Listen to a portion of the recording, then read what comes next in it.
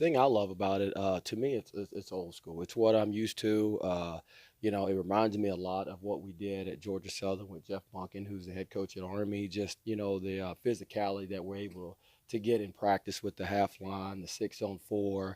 Uh, you know, I think that's great. And you look at the best football teams; they're physical up front. They're able to run the football, and so I like that because as a defensive line coach, the more you can get of playing double teams and chip blocks and getting zone and reach and all that kind of stuff, I think the better it makes your football team, and the better and the tougher it makes your football team on both sides. So I love that type. You're not gonna hear me complain at all. I like what we do. What was your first impression of seeing the group that you'll get to coach here? I'm pretty excited about what we have. Obviously, we have some guys that are really, really going to be big contributors not out there right now, but that's okay. It's a great opportunity for some of the younger guys to get more quality reps, which, in this league, you better have some depth. Because I say all the time, it's the AFC, the NFC, and the SEC. So you better have some depth, and you better have some guys that can go in. You need to be 6 or 7 deep, and that's the thing this spring is allowing us to do with some of the guys we'll be counting on in the fall that are out. We're able to develop some quality depth behind that. Who is in the group you've specifically been working with in these first five practices? Right now we got Kobe Smith, Jabari Ellis, Rick Sandage. We got Gentry. Zach Pickens has been out there some. I mean, that's kind of really the group right now as we're getting started and moving forward. Devontae Davis has been out there as well. So that's kind of the nucleus of guys we got right now. And hopefully after spring break, we may be able to add another guy or two to the group. But that's kind of what we've been working with. Is there something nice about maybe working with a little bit of a smaller group like that, being able to give them a little more one-on-one attention?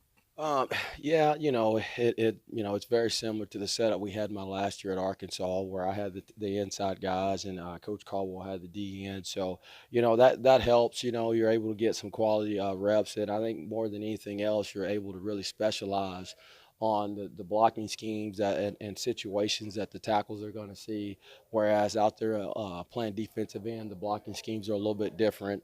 The techniques and responsibilities are a little bit different. So yeah, you're right. You do get to isolate more on what the tackles will see. What about Zach's characteristics and the way that he plays make him a candidate to be not just an early contributor for you, but somebody who can play both inside and outside? Well, the thing I really like about Zach, and the limited basis he's been able to be out there is, number one is can't coach that body.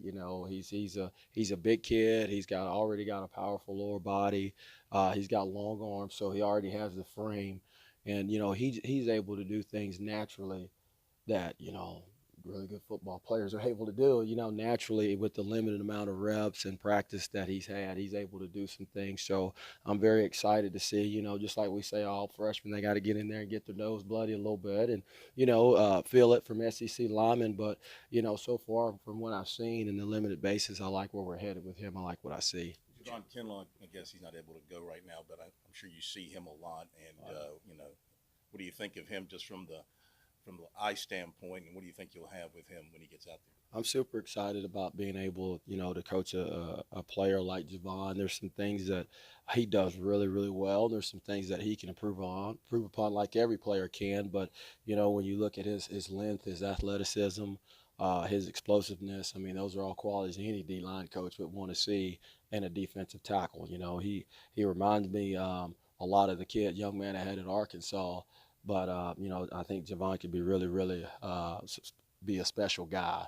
We like I said, there's some things that we got to work on and get better at. But he's got some definite physical attributes. I think that translate to being a great player. How's he coming along? As far as I know, pretty good. The reports I'm getting are really good right now. John, were you able to look at South Carolina from afar over last year, the last couple of years?